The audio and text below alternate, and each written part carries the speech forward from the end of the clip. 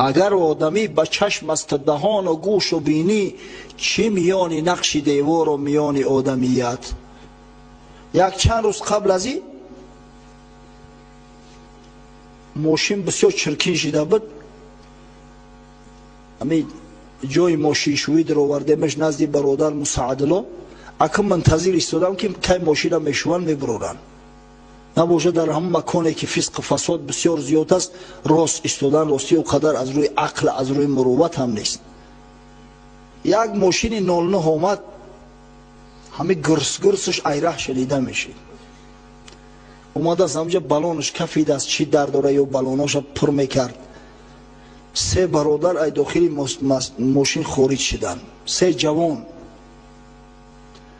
یک تاش اندک جوندارتر به عقل به ادب در یک گوشه شیشت است، دو نفرش رنگی زپاسکا وری فیگورا دارن، در دهنو سیگارت، همون مایکای تانکی که هفته گذشته صفتشون کردیم در تنهاشو، دولچه گابانا روشو در کار، موزیکا را به تمام آواز موندیان هم تاری کلا زده استیان. ایدور سعدلو را صدا کردیم که همون بدبخت ها را بگو که آواز موسیقیشون را پس کنن. کی را میگوی؟ پشارشون را میبرم. اخیر بی‌طاقت شدم، پیش اومدم. ای بچو هیچ عقل فروسا داری؟ شما آدم هستی، شیر انسان خورده ای. ای بدبخت تو در کازینوی، تو در یگون نشنوی کلوبی، یگون موزیکال سنتر دایی، پستش که خوک در سرت ای چه ترق ترق داره ایزونا میکشی. نگاه دارن کی را زلال کرده است؟ ای بدبخت من دا زلال کرده است، شما خودتو دا زلال کرده گیای رو تو درگور چی زلال کرده ای؟ اونی گفتم رنگی نمی مخنث شدگی خبر نداری و شما نمیفهمی که این موسیقی تینت انسان دیگه میکنه، موسیقای گرمان تا نیست میکنه، زنکت میکنه. تا مینا نمیفهمی؟ ناو فهمیدیم. ولی گفتم ای پیش بعد میفهمی، با قیمونداش ولی با ای پیش میفهمی. رو درگور شکل صورت بینه، افت اندام بینه، با همین شکل میمون ورد با در دهنت سیگارت. یک کودک یک زنگی را دیده از دره سنی اوچهش گفته اوچه میمون بی سیگارت کشیده است. نه که همین شما هم گفتم شکل صورت با انسان مانند نیست، با در دهن و سیگارت. شما عقل فراست داشته باشه لعنتی هم تری میشه. همین موسیقی هم تری تو کرده است. میترسم که یگان روز با خدای را کرده مخنث هم میشه، گلوبوی هم میشه به این شکل صورتو. همونیش که با آدم شکل به عقل به فراستر یک گوشه داشتگی بعد به سرشون فیراد کرد بکشش دعفشه، گفت بکشش آقیم را چی در داری؟ اینا گفتم اینه انسان ای پدر داره به فکرم، آداب داره، اخلاق داره. اشتماده با که نصیحت میکنه یک احمقش داملو نخو با همین رشته هم خیلی بگوی. گفتم همین ریشه که رومون سیاه کرده یعنی ولی میدیدی قطعیت چکل معامله میکردم. تا انسان باشی با تا انسانوار معامله کنن.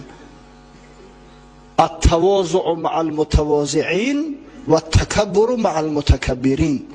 با آدم متواضع تواضع کنید، با آدم متکبر تکبر. در پیش متکبر که تواضع کردی با یباره تکبرش زیاد میشوه. بعد گمان میکنه که یا ایمن میترسه یا متهمه. نوجوان مرد گفتم در این تریتوری ها ایتری موسیقی را بلند نمان، برای در تایدرون محکم که در حجرت چند قیبلن میمونی بمون. خودت مخنثی مردم هم مخنث نکن، این تأثیری بعدش در دیگران نرسه.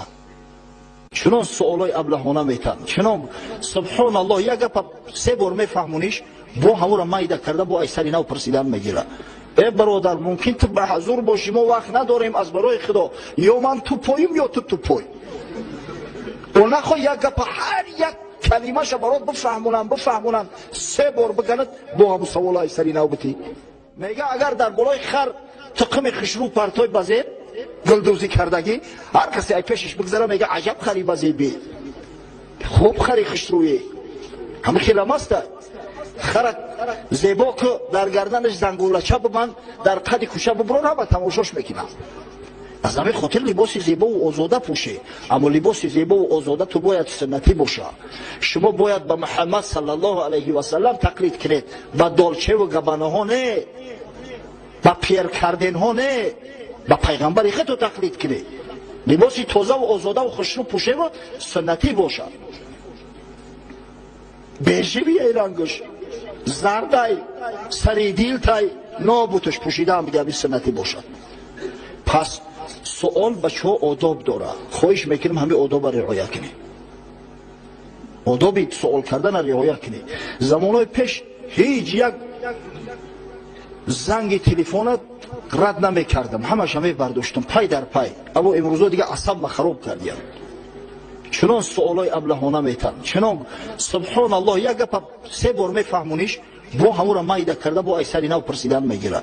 ای برادر ممکن تو به حضور باشیم و وقت نداریم از برای خدا، یا من تو پاییم یا تو تو پای و نخواه یک گپ هر یک کلمه شا برات بفهمونن 3 بار بگند با همون سوال ایسری نو بتی. پس آداب سؤال از حضرت جبریل علیه السلام با آموزه. حضرت گفت یا رسول الله اخبرنی عن الاسلام، ای حبیب خدا، ای پیغمبر خدا، از اسلام مرا آگاه کن. چقدر کوتاه اما در برابر خود نگاه کنه که این اسلام چه یک مفهومی وسیع است. یک سؤال شامل داد با آدابانه، گپ زیاد نگفت. اصلا همین لقلقی بیهوده در کار نیست بچه ها. بسیار گپ زدن عادت نکنید، با کم گفتن فکر خودتون را بیان کردن یاد بگیرید.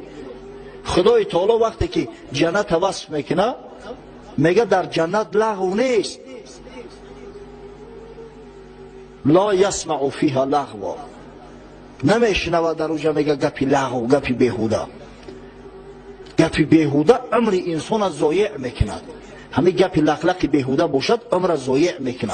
از همین خاطر بزرگان میگن که اگر گپی خیر گفتن نمیتونی خاموش باش، همون خاموشیت هم ادب است، خاموشیت هم عبادت است.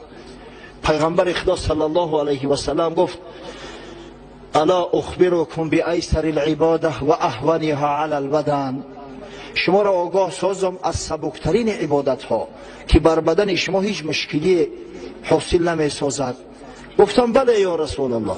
حضرت گفت الصمت و حسن الخلق، سبکترین عبادت ها دو چیز است، یکی خاموشی، دوم اخلاق حسنه. ببینید خاموشی را رسول الله صلی الله علیه و سلم عبادت خواند. در حدیث امام بخاری آمده است، از حضرت ابو هریره روایت میکنند که پیامبر خدا صلی الله علیه و سلم فرمود من کان یؤمن بالله والیوم الاخر فلیقل خیرا او لیصمت. هر کسی که ایمان به خدا و به روز آخرت دارد پس باید یا گپی خیر بگه، گپی خوب بگه، یا خاموش ایستد. فلیقل خیرا او لیصمت. خاموش ایستادن هم ببینید عبادت هست. گپی خوب گفتن نمیتونی خاموش باشی، دهنت پوش. خداوند ما را 2 گوش داده است و 1 زبان تا اینکه بسیارتر گوش کنی. امام غزالی درباره خاموشی گپ میزند و میگه گوش کنی بچه‌ها. ببینید اصلا همین کلام سخن 4 نوع میشود. یکم کلامی که مطلق زیان داره، سر تا پا هم زیان است، مثلا غیبت، مثلا دروغ. این کلامی هست که سر تا پا هم زیان است، همه در جان صاحبش جور است.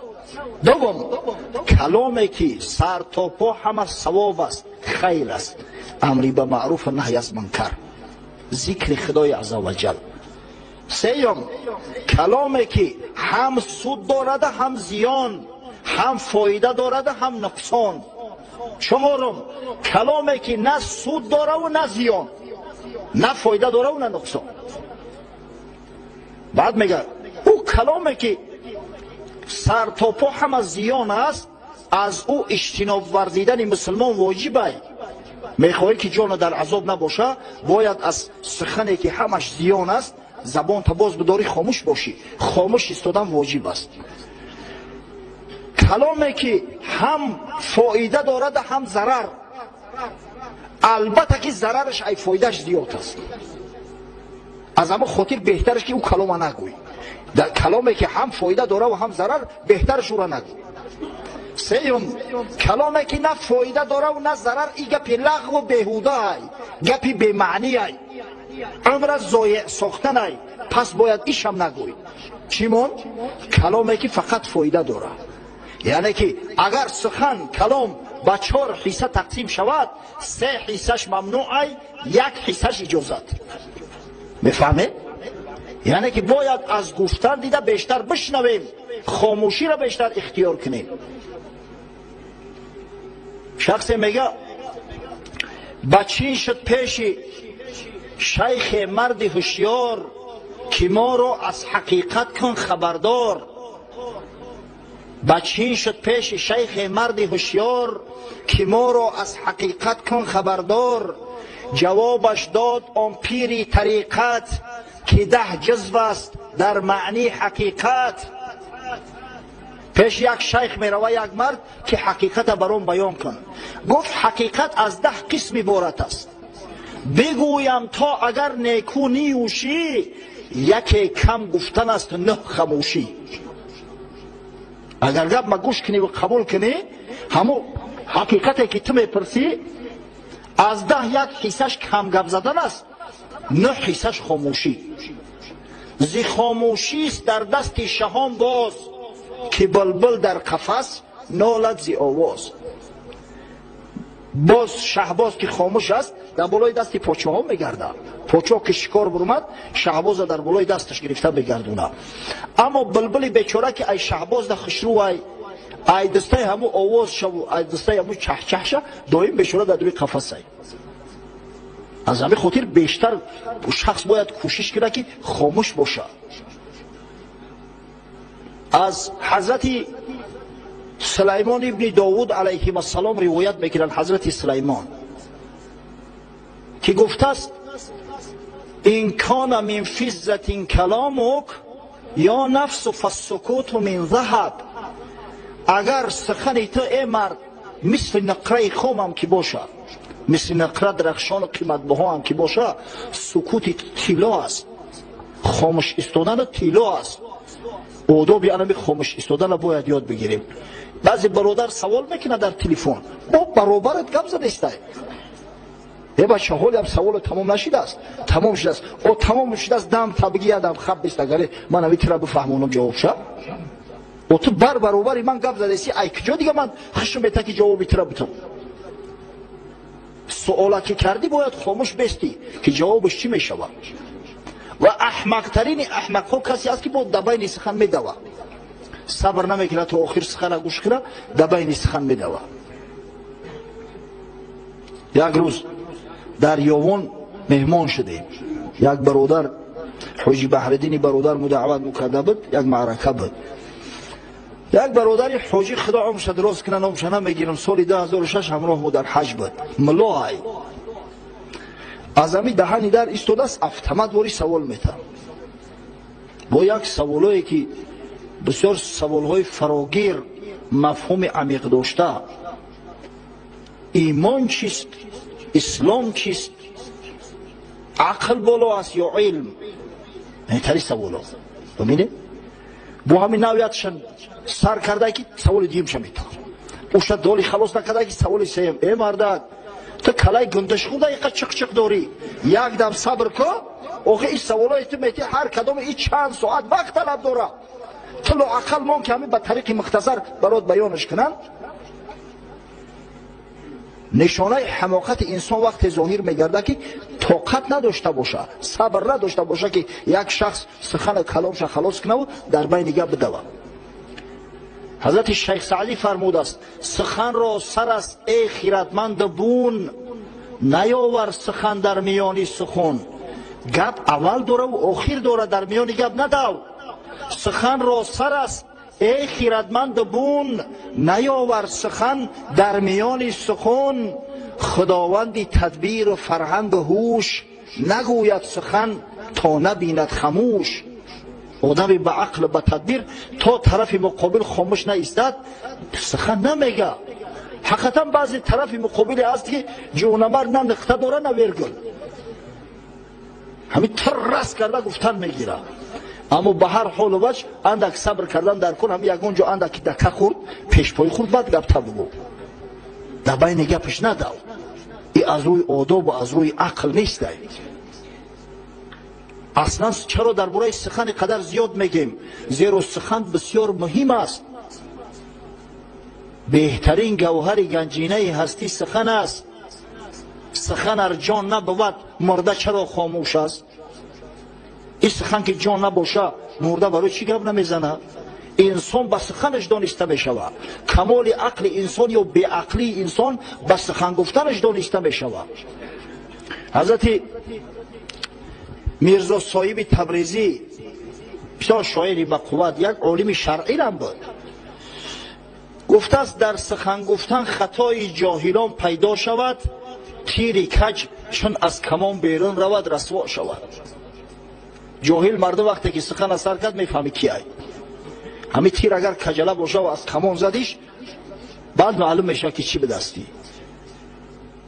حضرت بیدل فکر میرزا صاحب اندکی که تقویه داد، باز زیباتر کرده. گفت در سخن گفتن خطای جاهلان پیدا شود یا بهتمیزی های مردم از سخن پیدا شود، پیسته بی مغز اگر لب واکند رسوا شود. از همین خاطر بهترش خاموش باشی، بسیار گپ نزنی.